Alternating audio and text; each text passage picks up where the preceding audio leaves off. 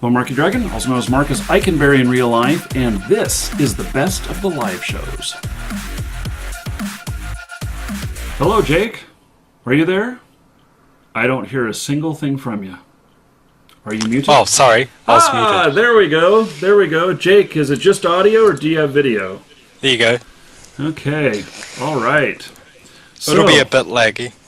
Yeah, that's okay. You know, not all of us have internet connections like I do. It's because it's my actually my mobile phone. I've put an IP server on there. Oh, using it as a webcam. So sweet. So tell us about that. How did you do that? Well, for Android, there's a program called IPCam. And basically, you can do it wireless if you want. So you could walk around with it and use the microphone. And it'll go straight to your computer. And you can plug it in USB, and that'll make it just a bit faster. Wow, that is really sweet. You know, I can imagine, I can hook up an IP camera to my live show, and so we could go out back and visit the alligators while we're doing the live show, huh? All I need is a wireless headset, so I can hear everybody back. So, Jake, what is on your mind today? Greedmonger and... oh, yeah. And are you going to start a guild? You know what? Okay, so here's my quandary on that. One, I am going to be in Greedmonger. I'm going to give this a shot, and I have really high hopes for it. And if any of you have not heard about Greedmonger, you need to go check it out. Greedmonger.com. They have a Kickstarter where right now you can buy land. It's a one-time purchase, and it's being built out to be very much like Ultima Online. I have 3 interviews with Jason Appleton on that. So that's just the kind of the backstory for those of you who have not heard of Greedmonger yet. As you can tell, I'm very excited about it. And so as far as a guild in it, I'm not opposed to that. And I wish that I had the money to buy a castle, but I don't. And because I would love to own a castle, and then we all just, all of us from, Marky Dragon or wherever that want to play together, we're all centrally located around that castle. I think that would be totally awesome. But the fact is that I know that I do not have the time to run a guild. And I wouldn't be good at it. And I know this because of my failed attempt in Guild Wars 2. We started a guild in there, and it all fell apart because I really didn't have the time to commit to it.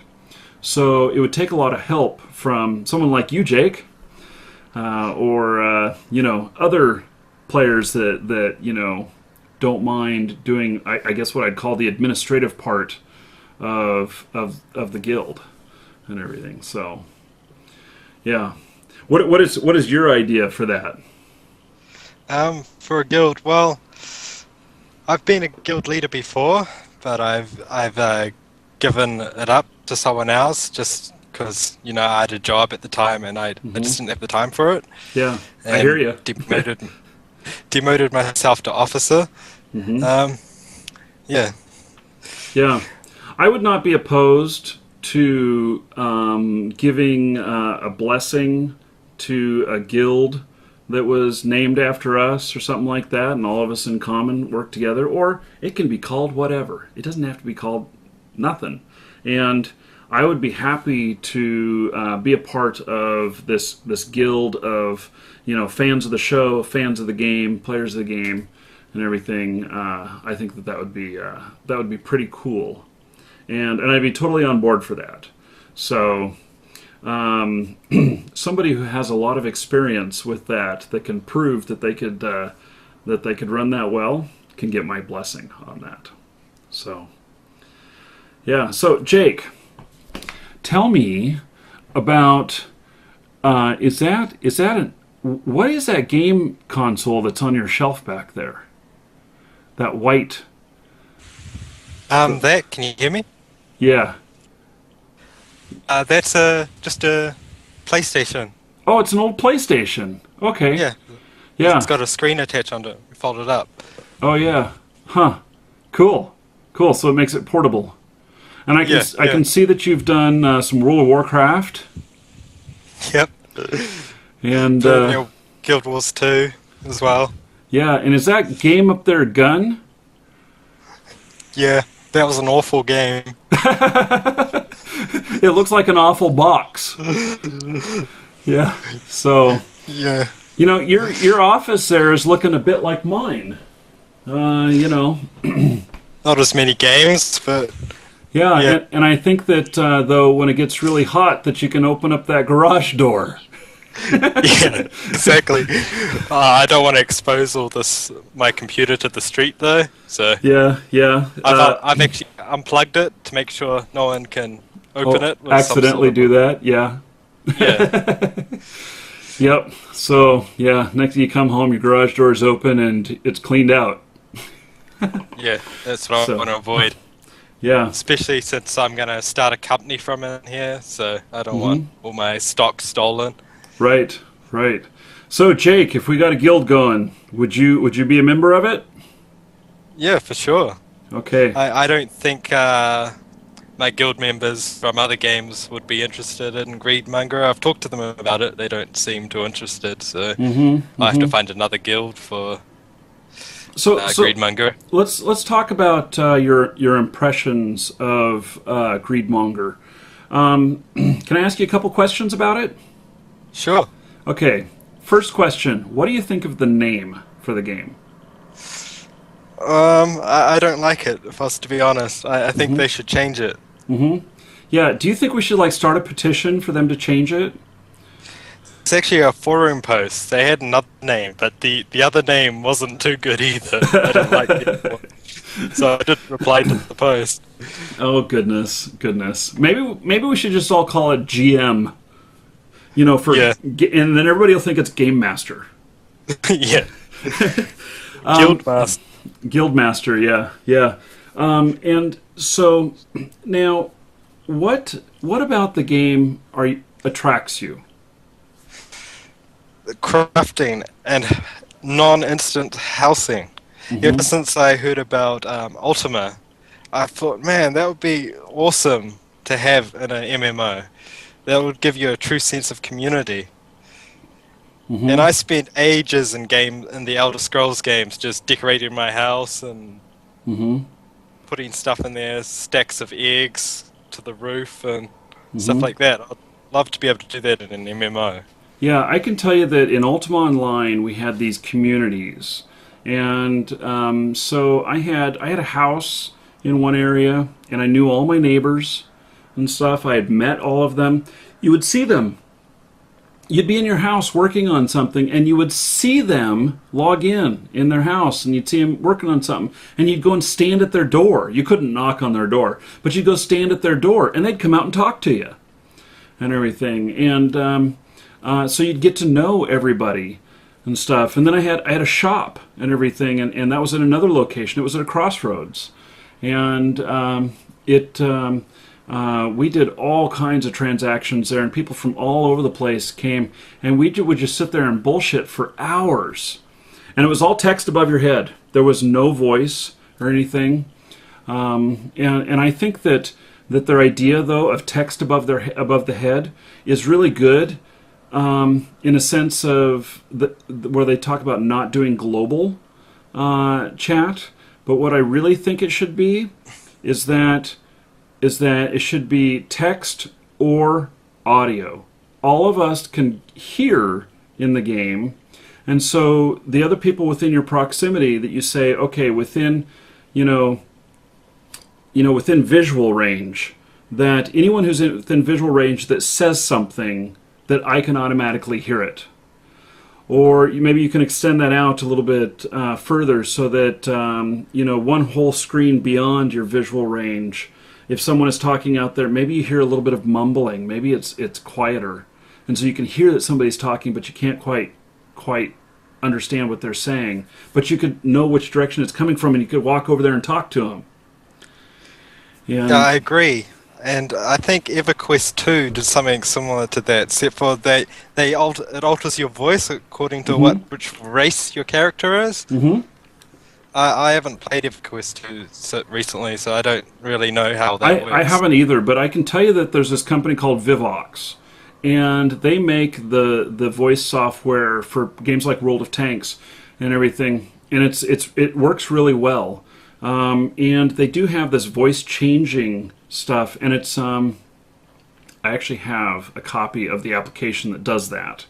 And I've thought about that, about doing an episode where I sound like an orc or whatever, or, they have all kinds of things, including fairies, but I haven't wanted to try being a fairy. That was just too beyond my scope of reality. Let's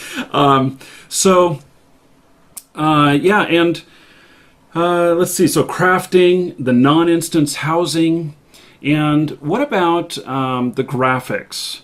The graphics are not like World of Warcraft that are top notch and everything. They appear to be a little bit dated, in my opinion. Does that matter to you? I think as far as graphics come, graphics are not as important as long as the art is good. Mm-hmm. Mm-hmm. You have to do what you can with the engine, but have good art. Mm-hmm. I mean, you look at Oblivion, you look at the trees. The trees look good, but the graphics on the trees suck. People thought they were good, but they weren't. They were just a trunk, and then there were sprites. If you move around them, you can see the sprites rotating. Mm-hmm. I mean, the graphics on those trees sucked, but they looked good because they had good artists on it. Yeah. So, okay, well, you know what? I think that it's going to be a great game, and that has a lot of potential, and that we, I think, are going to have a wonderful time in the game, and I hope that it measures up to everything that they're talking about. So if it does, then I have a long future ahead of me in that game. Now, one last question. So have you committed anything on the Kickstarter fund? $25. Okay. I'd like to do more, but I'm starting a company, so... Right. And does $25, does that get you one plot of land? Yes. That's all you need to get started, isn't it? Yeah, exactly. So, yeah. I'm interested to know what sort of people have like $3,500 laying around and think, oh, I'm just going to make $3,500 pledge. $3,500's nothing.